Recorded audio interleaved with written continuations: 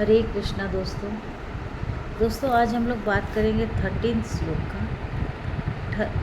सबसे पहले ईश्वर को प्रणाम करते हैं, भगवान श्री कृष्ण को, ताकि मैं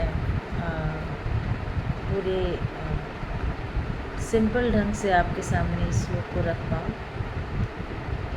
ततः शंखश्च भैर्यश्च पणवानक गोमुखा सहसैवाभ्यहन्यन्त स शब्दस्तु मूलोऽभवत्। इस श्लोक का तात्पर्य ये है कि 12 श्लोक में हम लोगों ने क्या देखा कि भगवान भीष्म पितामह शंख ध्वनि से सबकी उत्साह बढ़ाते हैं और युद्ध की घोषणा करते हैं।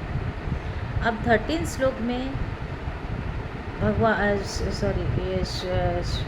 भीष्म पितामह के शंख बजाने के पश्चात उसके बाद दोनों तरफ से शंख ध्वनि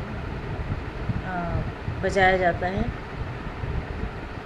और ड्रम बगल्स को हिंदी में क्या बोलते हैं पता नहीं, गोमुख टाइप का ऐसे होता है वो। युद्ध के समय इन सारे ध्वनियों का विशेष महत्व है, विशेषकर शंख ध्वनि। शंख भले ही हड्डियों से बना हुआ होता है, लेकिन शंख को पवित्र माना जाता है, मंदिर की घंटी को पवित्र माना जाता है। तो जब भी हम कोई अच्छा काम करने जाते हैं तो इन हमारे परंपरा के अनुसार, हमारे वैदिक परंपरा के अनुसार इन ध्वनियों का विशेष महत्व है, जो हमें उत्सुकता भी बढ़ाता है और उस कार्य को करने के में कंसंट्रेशन भी लाता है, ध्यान भी लाता है। जैसे मेरा अभी परम उद्देश्य है युद्ध करना, तो युद्ध करने में सैनिकों का मनोबल भी बढ़ता है, उत्साह भी बढ़ता है और कंसंट्रेशन भी बढ़ता है। तो शंख ध्वनि का यही महत्व है। तो इस श्लोक में बस इतना ही कहा गया है कि कंबाइंड साउंड दोनों तरफ से आता है और दोनों ही शंख ध्वनि से, बगल की ध्वनि से और कौन सा ध्वनि था, ट्रम्पेट्स, ठीक है, ये बजने के पश्चात सारे सैनिक, दोनों युद्ध के दल उत्सुक हो जाते हैं और युद्ध करने के लिए मन से और फिजिकली एंड मेंटली वो लोग प्रिपेयर हो जाते हैं।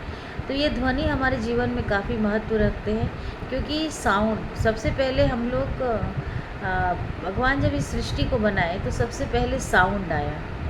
ऐसे भी जब आप किसी साउंड को कोरिलेट करते हैं तो आप देखेंगे कि साउंड का विशेष महत्व है। जैसे हम लोग कुछ पूजा भी करते हैं तो शंख ध्वनि से करते हैं, संध्या के समय भी हम लोग शंख ध्वनि, और ऐसा माना जाता है कि पवित्र ध्वनि से हम लोग पवित्र भावनाओं को अपने अंदर एब्जॉर्ब करते हैं, अपने घर में उन पवित्र विचारों को लाते हैं।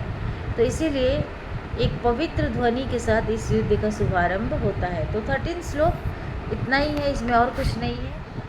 नेक्स्ट हम लोग बात करेंगे 14 श्लोक के बारे में।